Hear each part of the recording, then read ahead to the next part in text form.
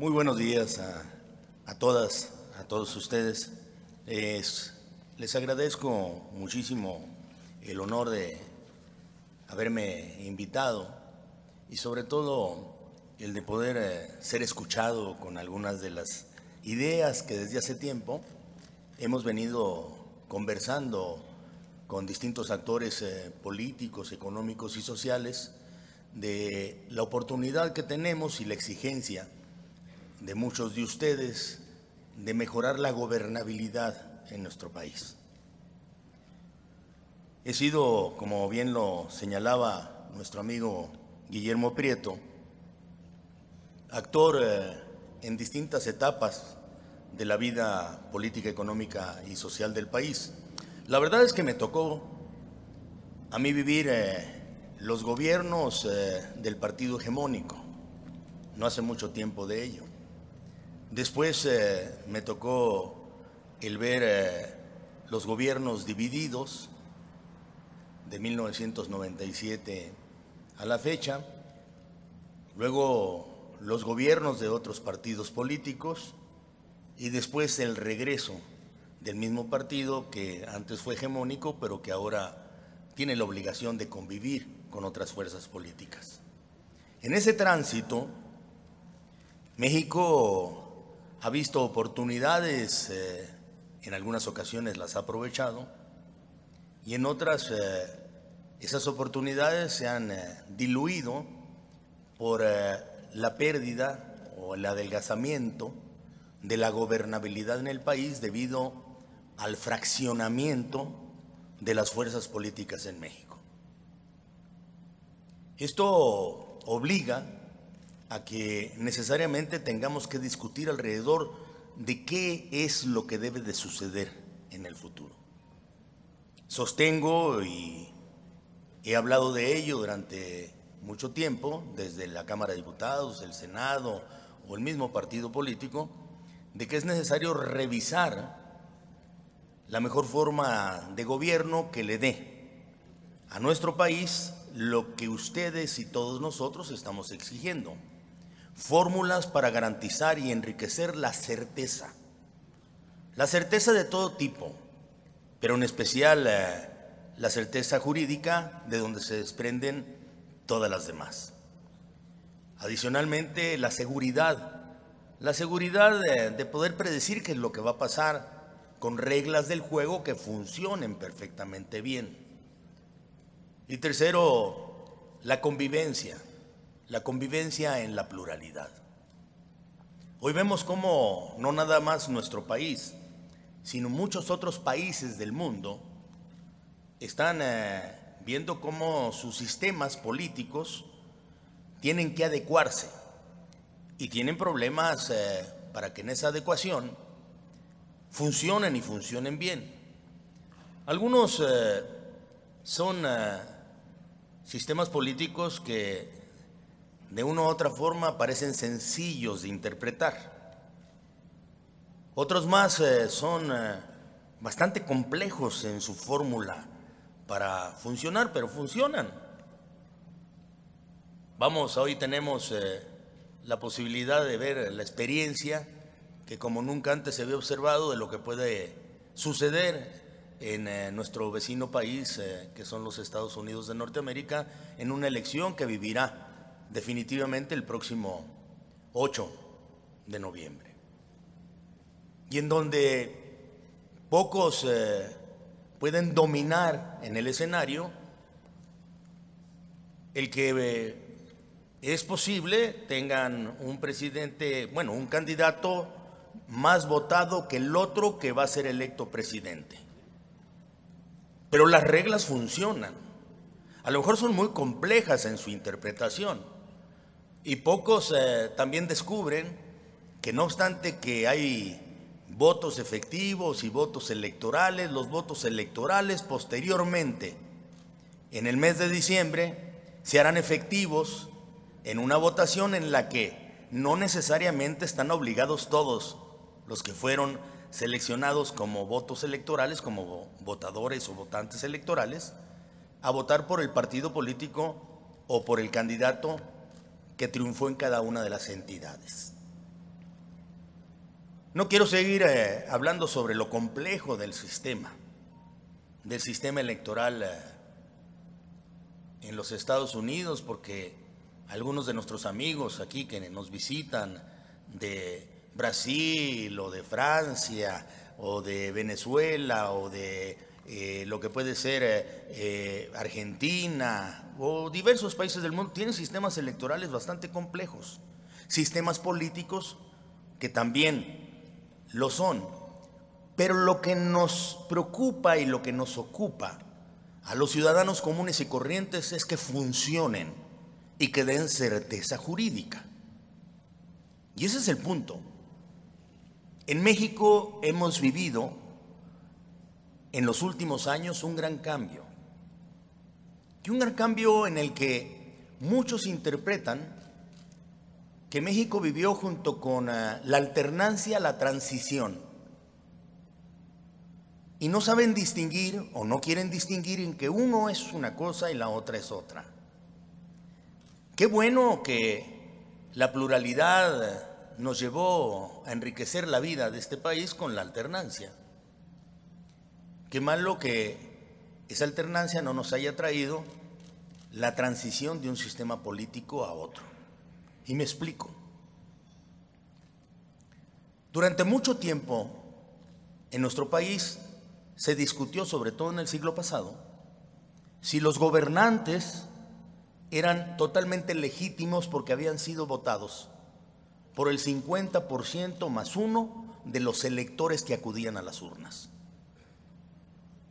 Hubo en el siglo pasado incluso presidentes que, como en 1976, obtuvo cerca del 94% de la votación. Algunos de los aquí presentes lo recordarán porque lo vivieron y otros porque lo leyeron, que son más jóvenes.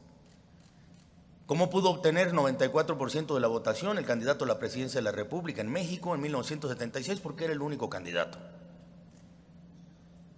No había otro candidato. Creo que hizo campaña Valentín Campa como candidato del Partido Comunista, que no tenía registro.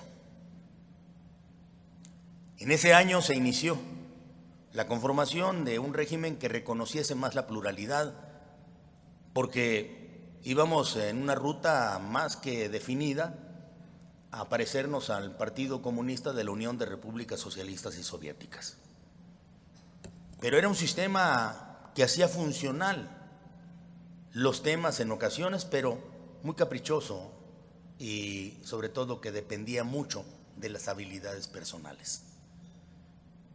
Se llevó a cabo una reforma política en 1976, se le da el registro ya definitivo al Partido Comunista, al Partido Demócrata, se habla de ahí surgen los diputados plurinominales y sucede una magia, porque como muchos otros países de nuestro hemisferio que vivían movimientos guerrilleros en aquel momento, la política hizo sus efectos. En el momento del reconocimiento del Partido Comunista, del Partido Demócrata Social, que era más bien todo aquello que había subsistido del sinarquismo, se empezó a configurar una paz social en México muy importante, porque los movimientos guerrilleros se vinieron difuminando. Y no porque, como decía un amigo, a todos estos se les combatió y se les acabó, sino más bien porque se les convocó y se les metió al sistema. Dentro del sistema, entonces, ellos ya se sentían incluidos y dejaron de existir los movimientos sociales y guerrilleros que siguieron todavía en algunos otros espacios de nuestra América. Era una ruta con la cual podíamos hacer, mediante la política, la reconciliación de nuestro país. Duró un buen espacio esto, con algunos fracasos de decisiones unilaterales por parte de algunos presidentes, hasta que en 1988 En México vino una elección sumamente debatida alrededor de si se había ganado o no con el 50% de los votos en ese momento. No se discutía si el candidato del partido hegemónico, del PRI, había ganado o no. Se discutía si lo había hecho con el 50% de los votos o no. La verdad es que esa discusión era sobre la legitimidad en el siglo pasado. Tomó posesión y se llevó a cabo una gran reforma política que generosamente nos trajo una serie de acomodos en la modernización que hizo que el país pudiera salir adelante con modificaciones estructurales de gran calado, dentro de las que se pudieron incluir lo que hoy está a debate, que es el Tratado de Libre Comercio, las modificaciones al artículo 130 constitucional, nuestras relaciones con las iglesias que no estaban reconocidas, el 27 constitucional, más un sistema electoral, garantía porque nunca más el gobierno iba a hacer las elecciones, las iban a hacer órganos autónomos, y también una Comisión Nacional de Derechos Humanos para que tuviéramos la seguridad de que estos se combatían de verdad. Pero ese 1988 no permitió que hiciéramos el cambio verdadero del sistema político. Y en 1994, ustedes lo recordarán, sumamente accidentado con el levantamiento del movimiento en Chiapas, con los asesinatos de Luis Donaldo Colosio y José Francisco Ruiz Massieu, más un voto del miedo, generaron un presidente de la República del mismo partido, pero ya con el 48% de la votación. Ojo, si veníamos de un 90% de la votación, posteriormente llegamos en el 88% a ver si se había conseguido el 50% de la votación por un presidente, a un 1994 en el cual tenemos 48% de la votación del presidente que toma posesión. No se quiso observar bien que necesitábamos cambiar el sistema político porque ya los partidos se estaban fragmentando. Para el 97 tuvimos el primer gran signo de fondo. El PRI, como partido hegemónico, pierde el control de la Cámara de Diputados y solamente consigue el 47%. Venimos del 90, 50, 48, 47. Y para el 97. Para el 2000 las cosas se ponen peor, aunque mejor por el tema de la alternancia. El candidato que triunfa no es del partido que tradicionalmente ganaba las elecciones, pero gana con el 42% de la votación. Si seguimos la secuencia del 90, 50, 48, 47, 42. Pero la alternancia en nuestro país hizo las veces de cuando le aplican cortisona a un cuerpo enfermo, enmascaran la enfermedad. Y no nos dimos cuenta que se estaba perdiendo gobernabilidad. Porque si bien es cierto, tomaba posesión un presidente de la República, con el 42% ya no se combatía la legitimidad con la que lo había hecho. No menos cierto es que las cámaras, tanto de senadores y de diputados, estaban fragmentadas y nadie tenía mayoría y estaban obligados a pactar. El aprendizaje, porque no había reglas para pactar, fue duro, fue difícil. Porque casi siempre, como no hay reglas para pactar, se desconfía y se sospecha sobre los acuerdos que se pueden llevar a cabo entre unos y otros, cuando eso es lo que queremos que suceda. Como no se hizo el cambio del sistema político, para el 2006, como dicen en el pueblo, éramos muchos y parió la abuela. El presidente de la República que gana lo hace con el 43%, perdón, con el 35% de la votación, 35% de la votación, a medio punto del otro que decía que había ganado. Veníamos entonces de 90, 50, 48, 47, 42, 35.6. Y entonces empezamos el combate. Hace poco un buen amigo me invitó a comer, y hace muy poco, en una semana, a su departamento desde donde se veía Reforma. Y le decía, mira qué bonito se ve Reforma, hay construcción, hay edificios, hay estas plumas que están auxiliando la construcción, se ve algo que se moderniza. El 2006 parecía que todo se había acabado.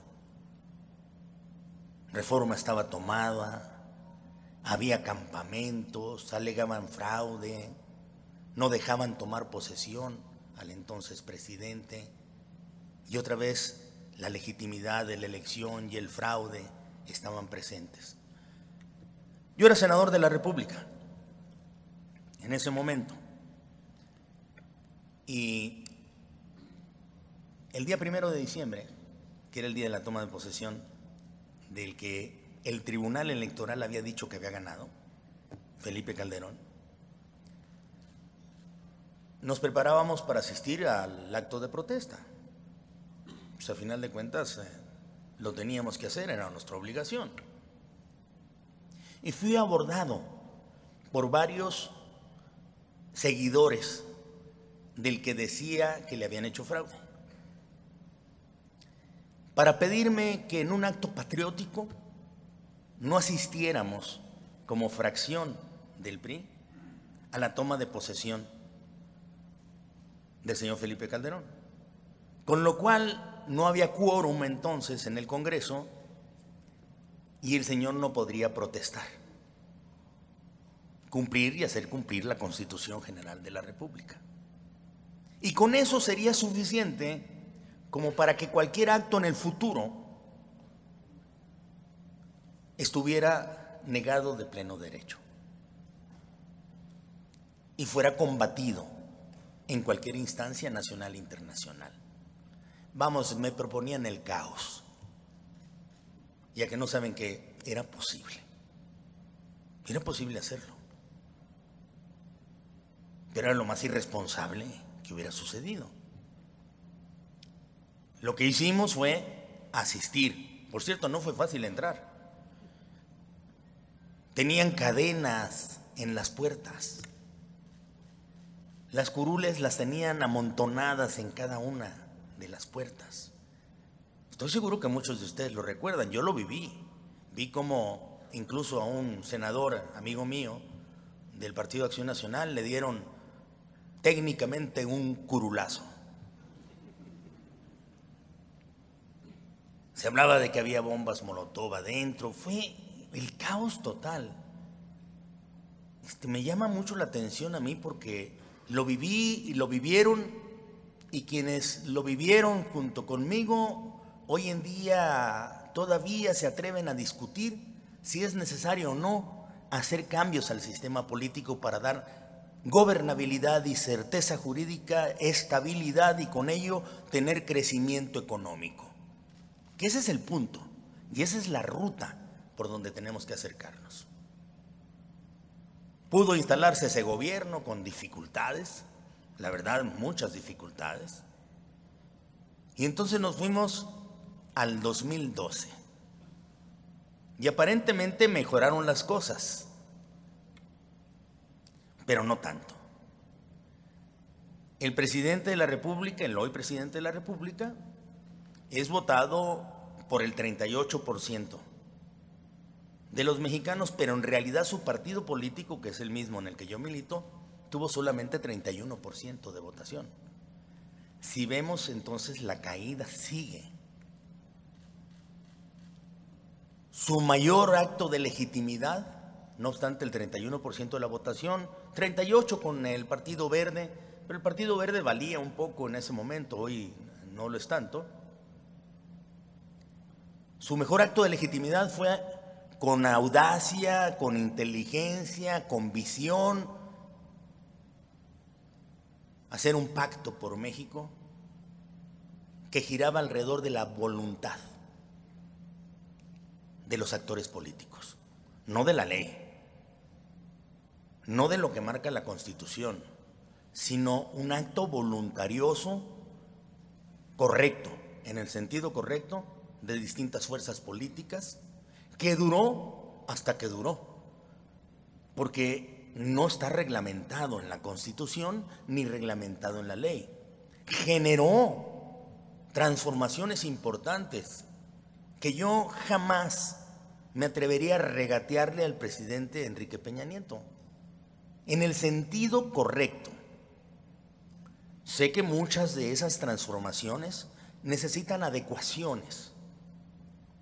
Creo que debe de adecuarse la parte fiscal, nunca me gustó completamente.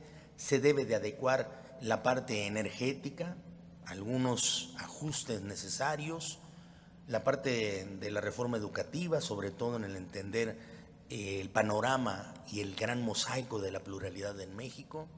Pero a final de cuentas, sea cual sea el tiempo y sean quienes sean los críticos, habrán de aceptar que ese pacto en buena parte le trajo un objetivo correcto a un país que necesitaba aire fresco.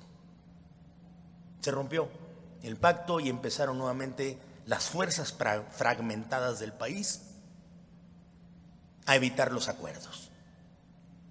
Y esos acuerdos, al evitarse, pues entonces detienen en buena parte la marcha del país. Y es aquí en donde llegamos al punto. ¿Qué se pronostica para el 2018 en México, en las elecciones?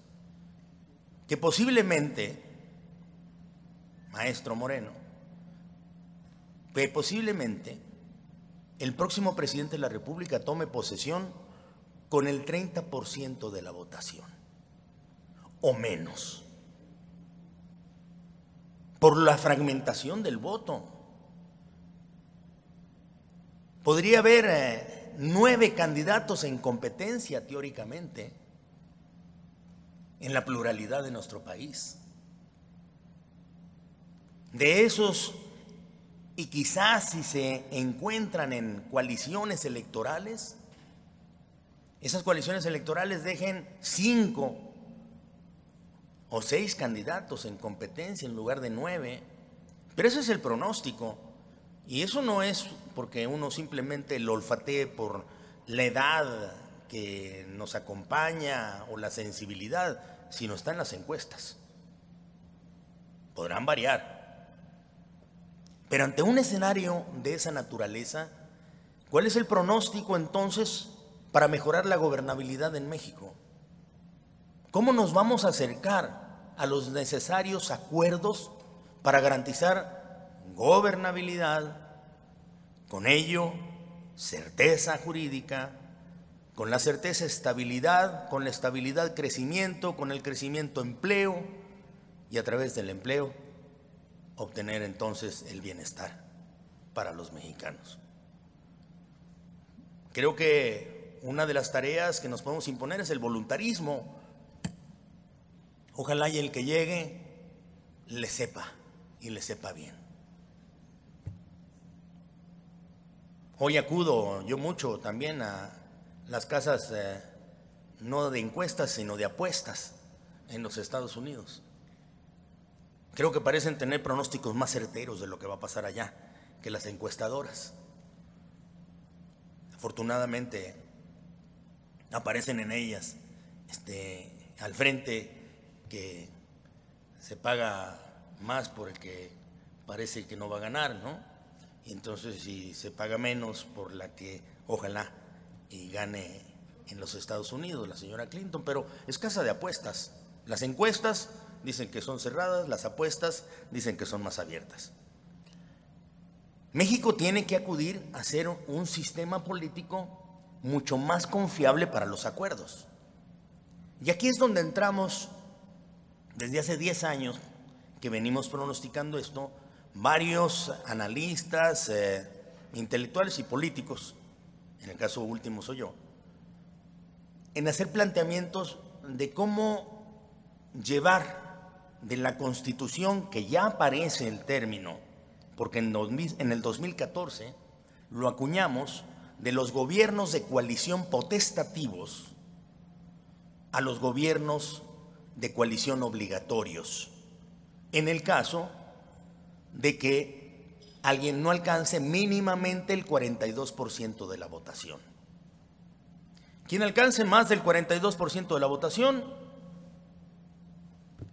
pues viva la paz y que Dios nos agarre confesados, que tome posesión en el método tradicional, en el sistema tradicional, que por cierto construyeron mis paisanos desde el siglo pasado, calles y antes Obregón, diseñándolo, pergeñándolo, que dejó de funcionar desde hace tiempo, como lo estamos viendo. ¿Por qué el 42% de la votación? Se preguntarán algunos de ustedes. No es caprichoso, ¿eh? En 1976, después de esa elección que les dije, en donde un solo candidato había en la competencia y que ganó con el 90 y tantos % de la votación, se hizo una gran reforma y a partir de eso se construyó la posibilidad cierta, como la vivimos después, en 1990, de que el que tuviera el 42%, 42.2% de la votación, podía tener automáticamente mayoría de las cámaras. Y ese 42.2, que por cierto no lo han alcanzado nadie en las cámaras, de todas maneras nos ha dado funcionalidad, porque obliga a los acuerdos en las cámaras a través de una junta de coordinación política. Es trasladar el 42.2 a lo que es la reglamentación para la presidencia de la República. Más del 42.2 toma posesión si quiere automáticamente. Menos del 42 queda obligado a hacer un gobierno de coalición que tenga 3 puntos básicos: un programa común de gobierno, una agenda legislativa pactada, pública, para que los mexicanos, las mexicanas sepan de qué se trata ese gobierno y qué es a lo que se compromete el mismo, y ratificación de los miembros del gabinete, con excepción del secretario de la Defensa, secretario de Marina y secretario de Seguridad Pública, para garantizar que esta no sea una escuela de aprendices, que el gobierno tenga a los mejores y más capacitados en el lugar en donde se toman decisiones. Me dicen, oye, pues esto puede parecer muy parlamentario. ¿Alguno de ustedes recuerda cuántos miembros del gobierno, altos miembros del gobierno de los Estados Unidos, que es el sistema presidencial más antiguo, son ratificados por el Senado? 1100. No hay nadie que tome posesión sin mínimamente cumplir ciertos requisitos para tener una responsabilidad pública. Ya no nos damos cuenta que eso sucede en Estados Unidos, porque el presidente de la República en turno ya no envía a cualquiera, no envía a cualquiera a la ratificación. Debe de tener cartas credenciales que lo habiliten, o como economista, o como ingeniero, o como mínimamente un hombre de experiencia en los temas del comercio y la comunicación. Y el Congreso, es cierto, en ocasiones detiene a algunos de ellos. Recuerdo el último que detuvo el Congreso, por lo menos en mi memoria, es de un buen amigo mío, de Bill Richardson, que había sido propuesto por el señor Obama en su primer periodo como secretario de Comercio, y no pasó en el Senado porque tenía un juicio pendiente como gobernador del estado de Nuevo México por un contrato que habían dado. Se resolvió favorablemente a él después de 2 años, pero él nunca pudo tomar posesión mientras tuviera ese juicio. Bueno, a final de cuentas hay un mecanismo de control al presidencialismo en los Estados Unidos, gracias a Dios, sobre todo por lo que venga. Hay un mecanismo de control al gran poder que puede tener un presidente de la República. Estaba leyendo sobre los 25 mejores gobiernos en el mundo. Y veía qué tipo de gobierno era. No es caprichoso tampoco esto, es en base a el nivel de educación, el nivel que tienen de bienestar, el nivel de salud que viven, crecimiento económico, seguridad jurídica. Son una serie de temas que son evaluados para decir quiénes son los mejores gobiernos. Y de esos 25 mejores gobiernos, 19 de ellos tienen sistemas parlamentarios. 19. 2 de ellos son presidenciales, incluido los Estados Unidos. Uno de ellos es semipresidencial, es Francia, semipresidencial. Y el resto son autoritarios. A veces presidencialismos, pero autoritarios, y otros ni a presidencialismo, pero autoritarios. Ya ustedes se los imaginan, pues no lo señalan ahí. Pero son los mejores gobiernos. Y los sistemas parlamentarios, junto con un presidencial como es el de los Estados Unidos, tienen figuras como la ratificación o tienen figuras como las de la obligada coalición de gobierno. Y quiero distinguir algo porque luego nos confundimos. Los partidos políticos dicen, eso ya existe, la coalición electoral. Pero fíjense nada más en qué mundo y qué formas del sistema todavía conservamos en nuestro país. Desde 1976, que es la reforma del 79 con Reyes Heroles, electoral, se permiten las coaliciones electorales. Pero hay un apartado en la misma ley que subsiste que dicen que las coaliciones electorales duran hasta un día después de las elecciones.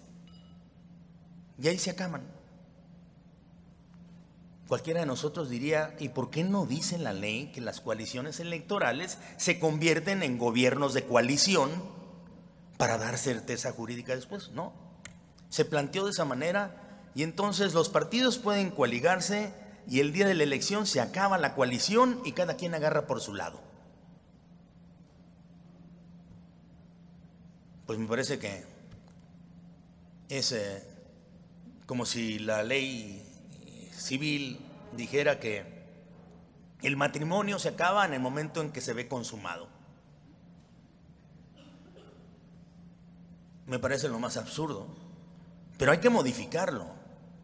Y por eso la propuesta de muchos de nosotros que estamos poniendo sobre la mesa es de que la Constitución prevea gobiernos de coalición obligatorios que den certeza jurídica, mejoren la gobernabilidad y la estabilidad. Termino esta participación diciéndoles, durante mucho tiempo se comentó que la legitimidad de los gobernantes traían la estabilidad y la gobernabilidad. Hoy, ante el fraccionamiento de todas las fuerzas políticas en el país, en donde es posible que nadie alcance un triunfo electoral con más del 30% de la votación, con seguridad les digo, lo que trae la legitimidad es la gobernabilidad. Si mejoramos la gobernabilidad, podemos llegar a la legitimidad.